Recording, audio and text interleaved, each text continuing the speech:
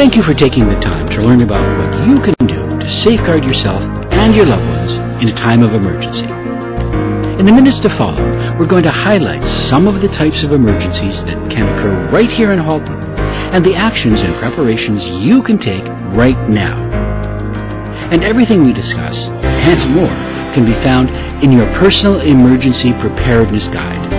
The guide looks at different types of emergencies and offers suggestions as to what actions to take, how to prepare yourself, and where to get more information.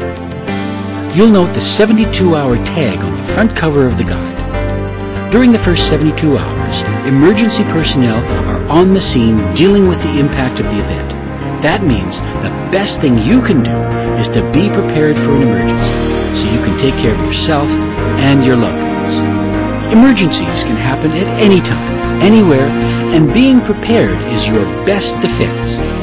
Use the checklists in your personal emergency preparedness guide and stock the items you'll need for the first 72 hours.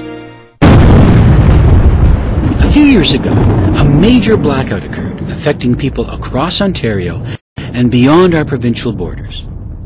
You can make preparations now to ensure you're ready in the event of a power outage. Have tools and supplies at the ready, including a battery-operated radio, flashlight, and extra batteries. If it's winter time and the power outage has left you without heat, know what to do. Prevent your pipes from freezing by shutting off the main water supply and draining the pipes by opening the faucets, including the one on your hot water heater. You may want to collect water in clean containers for emergency drinking and cleaning purposes. Add plumbing antifreeze or recreational vehicle winterizing solution to the toilet and other pipes and traps with standing water. In Ontario, we can be subject to winter storms, flooding, tornadoes, and even earthquakes. Would you know what to do in these situations? During a winter storm, if you must go outside, ensure you dress for the weather to minimize your risk of getting a cold-related injury, such as frostbite or hypothermia. Frostbite symptoms include a stinging or aching feeling, followed by numbness and skin discoloration. Know the warning signs so you can offer care while awaiting professional help.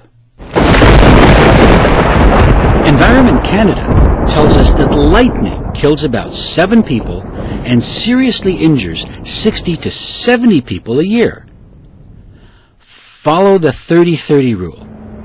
If there's less than 30 seconds between the flash of lightning and the thunderclap, seek shelter immediately and stay there until at least 30 minutes after the last clap of thunder or lightning. If you are caught in the open during a lightning storm, do not lay flat. Instead, crouch down and lower your head. You do not want to be the tallest object in the area. Take shelter in a building or depressed area, such as a dry ditch, but never under a tree. Preparation is the key to managing emergency situations. An action you can take is to prepare or purchase your own car survival kit. Ensure that in your kit you have things such as booster cables, a first aid kit, candles, matches, roadside flares, fluids for your vehicle, an emergency blanket, and of course, always ensure that your vehicle is serviced and that your gas tank is at least half full. If you are driving in hazardous conditions or during an emergency situation, keep the radio on and have a cell phone with you. Follow routes designated by officials and don't take shortcuts as they can lead you to dangerous areas. If you run into trouble, a reflective call police sign is a good way to signal for assistance without leaving your vehicle. Let's suppose you were asked to evacuate. Would you know what to do to take care of yourself and your family members? If there was a need to evacuate, you could be notified by an emergency official knocking on your door. Excuse me, ma'am. We're evacuating the neighborhood for a local emergency. Could you please leave the residence right now, please? Emergency services driving through your neighborhood with a loudspeaker, or you might receive instructions over the radio, television, or internet. Follow the instructions you receive and monitor local broadcasts for up-to-date information. You'll find a list of items you will want to take with you in your personal emergency preparedness guide, and tips that can help you through an evacuation, such as locating and storing your personal identification in a waterproof, portable container. It's also a good idea to have a list of your bank account and credit card numbers and a small amount of cash set aside just in case. Consider keeping photos of your family members with your important documents in the event you become separated during an evacuation. All of this information, as well as considerations for those with special needs, can all be found in your personal emergency preparedness guide. Personal emergency preparedness can include incidents in your own home.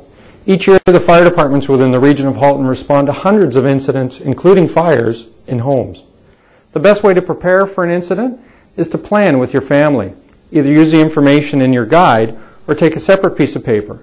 Draw out your house, all the rooms and all the levels, and make sure that you plan at least 2 ways out of each room.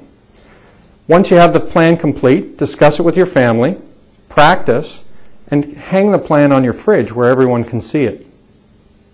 We have shown you just a little bit of the information that you'll find in your Personal Emergency Preparedness Guide.